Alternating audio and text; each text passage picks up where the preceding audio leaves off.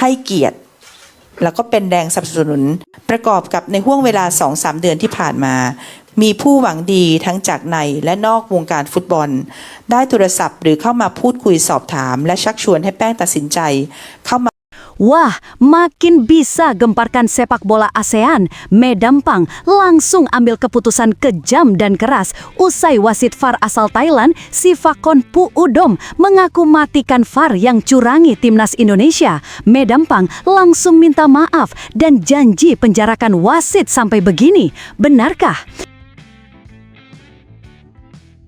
Alhamdulillah kabar gembira, juru bicara Presiden Prabowo dan manajer Timnas Indonesia Pak Sumarji buat pernyataan jujur dan berani. Apakah langsung laporkan Patrick Kluivert ke Pengadilan Arbitrase Olahraga Internasional CAS karena sudah menjual Timnas Indonesia ke bandar judi agar Kluivert dihukum berat? Yuk simak video ini sampai selesai ya guys. Sebelum dimulai pembahasan, mohon bantuannya untuk subscribe channel ini, agar tidak ketinggalan info Timnas Indonesia.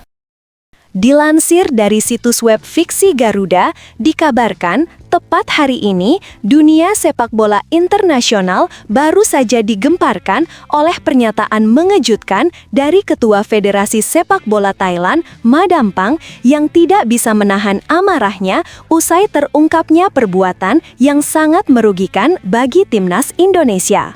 Dalam sebuah konferensi pers yang digelar di kantor Federasi Sepak Bola Thailand di Bangkok, Madampang mengungkapkan bahwa wasit VAR asal Thailand, Sivakon Puudom, sengaja mematikan alat VAR di laga Timnas Indonesia kontra Irak dalam pertandingan babak kualifikasi Piala Dunia 2026 yang berakhir dengan kekalahan Timnas Indonesia 1-0.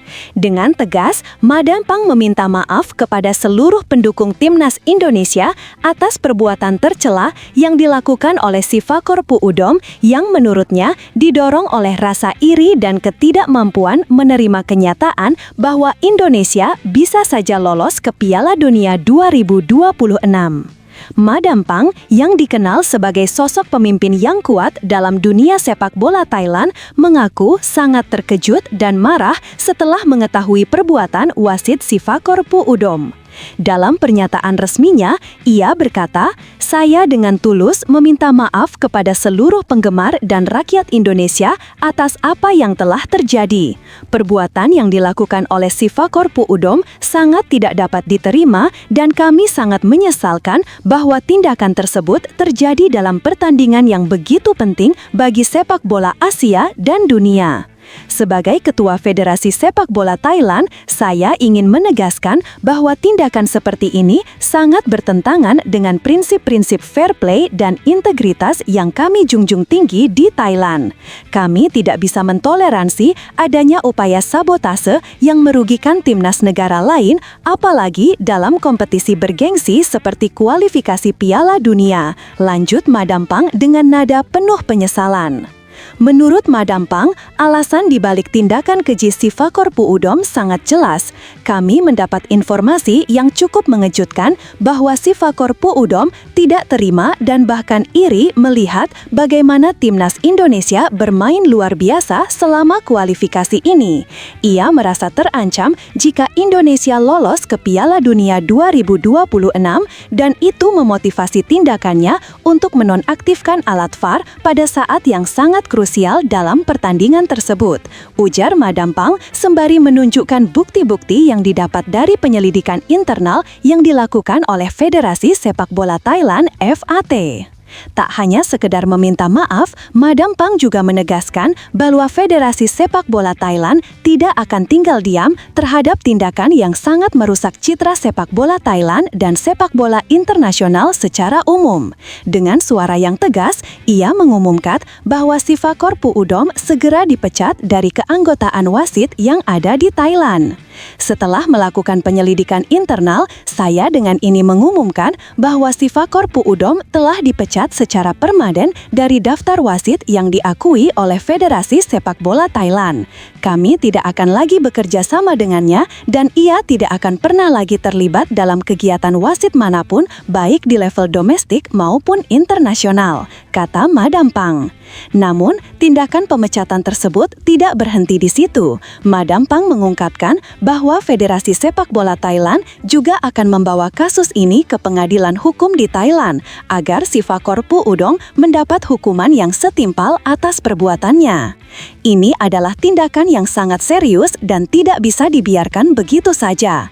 Kami akan melaporkan Sifakor Pu Udong ke pihak berwenang dan kami akan berjuang untuk mendapatkan keadilan atas perbuatannya yang telah merusak kompetisi sepak bola internasional, ujar Madam Pang. Madam Pang bahkan menambahkan bahwa pihaknya akan berusaha keras agar hukuman terhadap Sifakor Pu Udong lebih dari sekedar pemecatan.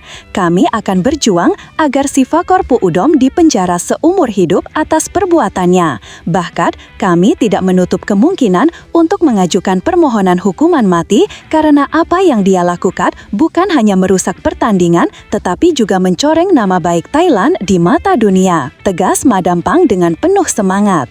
Pernyataan yang paling mencuri perhatian tentu saja adalah komitmen Madam Pang untuk mendukung timnas Indonesia dalam upayanya mencari keadilan. Ia mengungkapkan rasa solidaritas yang besar terhadap perjuangan Indonesia untuk lolos ke Piala Dunia 2026 dan ia berjanji akan membawa kasus ini ke tingkat internasional. Sebagai bentuk solidaritas dan dukungan terhadap timnas Indonesia, saya berjanji akan membantu mereka dalam mencari keadilan. Kami akan membawa kasus ini ke Perserikatan Bangsa-Bangsa (PBB) agar keputusan-keputusan kontroversial yang merugikan Indonesia seperti kekalahan mereka melawan Arab Saudi dan Irak bisa dibatalkan, ujar Madam Pang dengan penuh keyakinan. Ia menegaskan bahwa kejadian ini bukan hanya masalah internal sepak bola, tetapi telah melibatkan integritas dan fair play global dalam olahraga. Indonesia berhak mendapatkan hak yang adil dan tidak dicurangi. Kami tidak akan berhenti berjuang agar kemenangan-kemenangan kontroversial yang dicapai oleh Arab Saudi dan Irak dalam kualifikasi Piala Dunia 2026, jelas Madam Pang. Perkembangan terbaru ini tentu saja menambah ketegangan di dunia sepak bola internasional, terutama di kawasan Asia. Timnas Indonesia yang selama ini menunjukkan permainan impresif, kini merasa bahwa mereka telah dirugikan oleh keputusan-keputusan yang tidak adil baik dari pihak wasit maupun regulasi yang ada. Namun, dengan dukungan dari Madam Pang dan Federasi Sepak Bola Thailand, Indonesia mungkin akan mendapatkan kesempatan untuk mendapatkan keadilan. Madam Pang juga menyatakan bahwa pihaknya akan terus berkoordinasi dengan Federasi Sepak Bola Asia dan badan-badan sepak bola internasional lainnya untuk memastikan bahwa keadilan dapat ditegakkan, tidak hanya bagi Indonesia, tetapi juga bagi negara-negara lain yang merasa dirugikan dalam pertandingan-pertandingan kualifikasi Piala Dunia 2026. Ini adalah masa depan sepak bola Asia. Kita harus menunjukkan bahwa kita menjunjung tinggi sportivitas, integritas, dan keadilan di setiap pertandingan.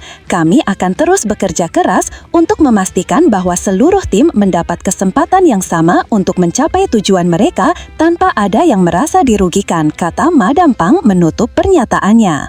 Tapi tunggu, benarkah kabar tersebut? Simak hasil penelusuran admin di akhir video ini ya guys. Pelatih Timnas Indonesia Patrick Kluivert akhirnya buka suara atas kegagalan skuad Garuda lolos ke Piala Dunia. Melalui akun media sosial pribadinya, Kluivert juga mengaku kecewa dengan hasil ini. Kluivert mengaku sebagai pelatih kepala Timnas Indonesia bertanggung jawab penuh atas kekalahan ini. Ia mengatakan sudah memberikan segalanya selama bersama Jahid Ches dan kawan-kawan. Menurut Kluivert, meski gagal lolos ke Piala Dunia, ia tetap menilai sudah menetapkan standar baru di skuad Garuda. Kekecewaan juga disampaikan oleh pemain Timnas Indonesia, salah satunya adalah Rizky Ridho. Dalam media sosial pribadinya, ia meminta maaf karena belum bisa mewujudkan Timnas Indonesia tampil di Piala Dunia.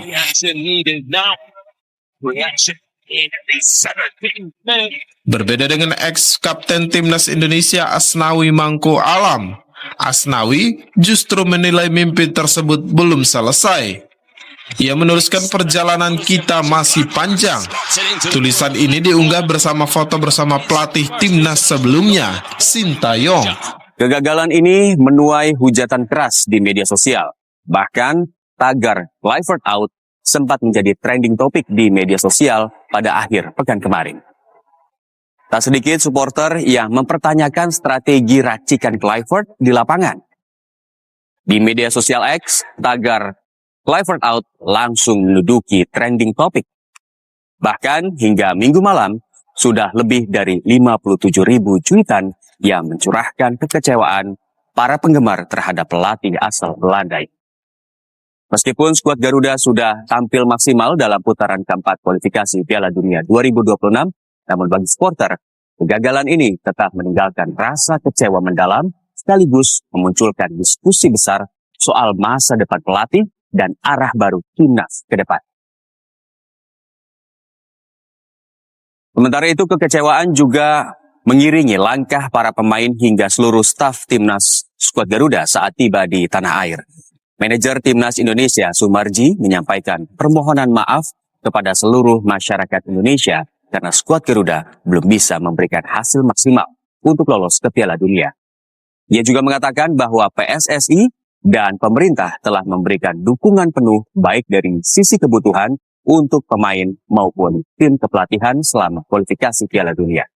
Menurut Sumarji, kegagalan ini akan menjadi bahan evaluasi bersama. Ia juga akan menyampaikan laporan kepada PSSI. Selaku manajer timnas senior dan selaku ketua badan timnas PSSI, pertama mengucapkan permohonan maaf yang sebesar-besarnya atas kegagalan ini. Namun apalah daya, dengan hasil yang seperti ini tentu membuat hati kami dan saya yakin percaya hati seluruh masyarakat Indonesia 280 juta pasti remuk redam, hancur pasti. Kenapa? Karena mimpi kita sebenarnya di round 4 ini kita bisa lanjut, paling tidak kita bisa lanjut ke round 5. Tapi apa daya, hasilnya seperti ini.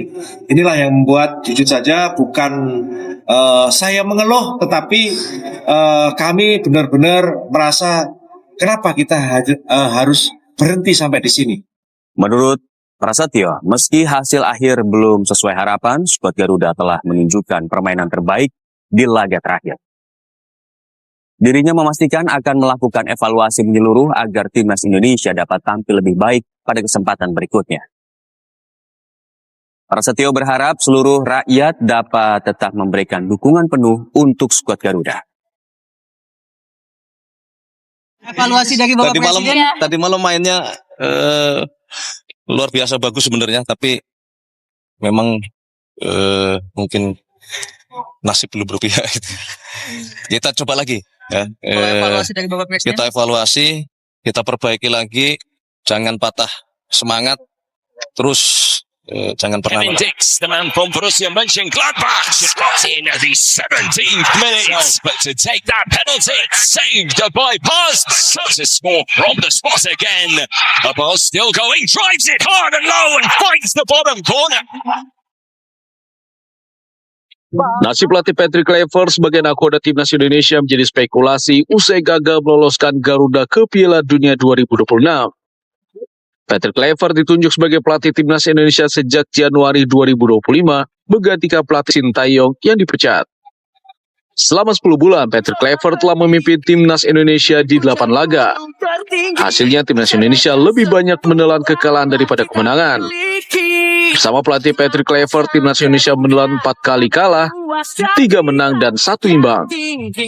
4 kali kekalahan yang dialami timnas Indonesia bersama Kluivert semua didapat ketika tak bermain di kandang. Kekalahan di 2 laga terakhir melawan Arab Saudi dan Irak jadi yang paling menyakitkan karena mengubur mimpi Indonesia ke Piala Dunia 2026. 2 kekalahan sebelumnya terjadi di putaran ketiga saat melawat ke kandang Australia dan Jepang. Tak hanya itu, bersama Patrick Kluivert, timnas Indonesia juga lebih banyak kebobolan dibandingkan mencetak gol. Dalam 8 laga, total timnas Indonesia hanya mencetak 11 gol dengan kebobolan 15 kali. Setelah gagal ke Piala Dunia 2026, praktis timnas Indonesia kini hanya akan menatap Piala Asia yang baru akan bergulir Januari 2027. Akankah Patrick Kluivert masih dipercaya menjadi pelatih timnas Indonesia? Laga hidup dan mati antara tim nasional Indonesia melawan tim nasional Irak dalam kualifikasi Piala Dunia 2026 menjadi sajian penuh emosi.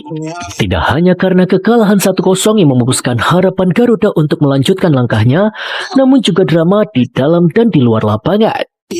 Di tengah kegelisahan itu, sosok Jay Itzes menjadi titik tendang dalam pusaran emosi. Di akhir babak yang kedua, situasi lapangan membuat penonton geram, sehingga botol-botol terlempar dari tribun dan suara caci maki pun bergaung. Tetapi saat itu Jay Itzes menjadi sosok yang berdiri paling tenang. Ia meminta rekan-rekannya tetap tenang dan melanjutkan laga dengan kepala dingin. Ia juga terlihat menengok ke arah tribun, mengangkat tangan sebagai isyarat ke supporter untuk berhenti melempar, dan ia mulai menyingkirkan botol-botol itu ke pinggir lapangan yang diikuti oleh para pemain lainnya. Tidak mudah untuk tetap berpikir jernih di tengah situasi seperti itu, namun Itzes melakukannya dengan elegan. Ketika peluit panjang berbunyi dan harapan lolos ke Piala Dunia berakhir, banyak pemain yang langsung tertunduk, sebagian menutup wajahnya, sebagian lain terdiam tak bergerak. Namun Jay Itzes langsung melangkah ke depan, bukan ke arah ruang ganti, melainkan ke arah tribun supporter Indonesia. Ia menunjukkan rasa hormatnya dan juga rasa terima kasihnya kepada supporter Indonesia, bahkan menghampiri mereka. Sportivitas tinggi juga ia tunjukkan kala ia menyalami semua pemain dan juga para staf lawan. Namun ketika Jay ingin menyalami jajaran wasit yang bertugas saat itu, salah satu hakim garis mengajukan Jay yang ingin bersalaman dan berjalan meninggalkan kapten timnas itu. Dalam wawancara setelah laga, Itzes mengaku kecewa tetapi ucapannya penuh ketenangan dan juga optimisme. Ia meminta semua orang untuk menghormati keputusan wasit walaupun keputusannya itu banyak merugikan tim nasional Indonesia. Sejumlah media menyebutkan tindakan Itzes ini sebagai bukti kedewasaan dan juga profesionalismenya. Di media sosial, ia mengungkapkan rasa kekecewaannya tidak berhasil membawa Indonesia ke kompetisi sepak bola terbesar itu, dan juga tak lupa ia juga berterima kasih kepada semua pihak serta minta masyarakat Indonesia untuk terus mendukung tim nasional Indonesia dan tidak menyalahkan pihak manapun. Sikap gentleman-nya ini langsung viral di media sosial. Warganet pun berkomentar atas sikap terpujinya itu. Bahkan yang berkomentar kalau ia adalah kapten terbaik yang pernah dimiliki oleh Indonesia. Bagi fans sepak bola tanah air, Jay Itzes bukan hanya bek tangguh yang bermain untuk Indonesia, tetapi ia juga menunjukkan bahwa memakai jersey tim nasional bukan soal asal-usul, tetapi soal hati dan juga rasa komitmen.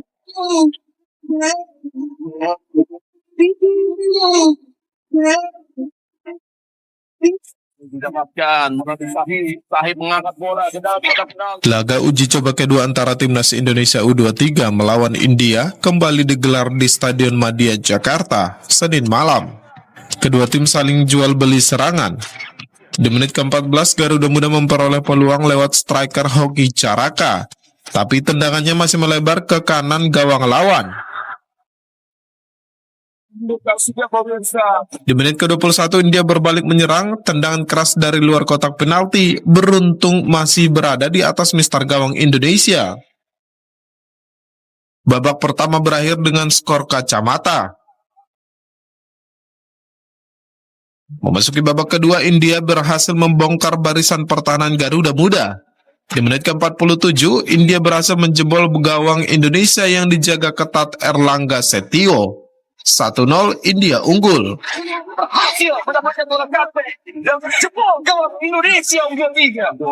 Arkan Fikri dan kawan-kawan tak tinggal diam.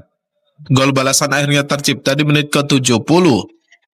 Gol dicetak dari tendangan bebas. Sepakan kaki kiri Doni Tri Pamungkas melesat ke kanan gawang lawan. Skor berubah 1-1.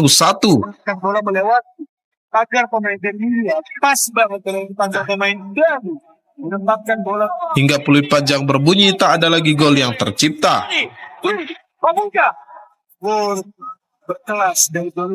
Laga uji coba ini merupakan persiapan timnas U23 untuk menghadapi SEA Games 2025 di Thailand. Pelatih Timnas Indonesia Indra Safri mengatakan ini juga merupakan training camp tahap 1. Dari 32 pemain yang dipanggil, tim kepelatihan Indra Safri akan melakukan identifikasi pemain. Selanjutnya tim pelatih akan memutuskan siapa yang akan dipanggil untuk tes selanjutnya pada 8 November mendatang. Lebih kurang 1 minggu dan saya juga dapat tugas ini juga baru 10 hari ini dan mencoba melakukan konsolidasi dengan membangun tim behind the team kepelatihan. Setelah itu saya identifikasi para pemain-pemain yang sudah didaftarkan di KOI dan saya lihat pemain-pemain yang didaftarkan itu ada 78 dan dari 78 itu sudah didaftarkan 50 oleh tim yang lama dan berkat kerjasama dengan KOI dan PSSI ada beberapa pemain yang bisa kita ganti. Jadi itu yang saya lakukan pertama. Yang kedua yaitu saya mulai melakukan identifikasi kepada para pemain dengan melakukan parameter tes. Dari 32 pemain yang dipanggil, Indra Safri mengatakan hanya 1 pemain saja yang tidak dimainkan pada 2 laga uji coba melawan India. Diharapkan tim pelatih sudah bisa memetakan skuad Garuda Muda untuk SEA Games Desember mendatang. Setelah ditelusuri oleh admin, berita pertama tadi hanya karangan ya guys. Tujuannya untuk edukasi penonton karena mulai marak berita karangan yang menyebar di YouTube. Penulis juga sudah memperingatkan agar hati-hati sebelum menyebarkan video ke teman dan seluruh rakyat Indonesia.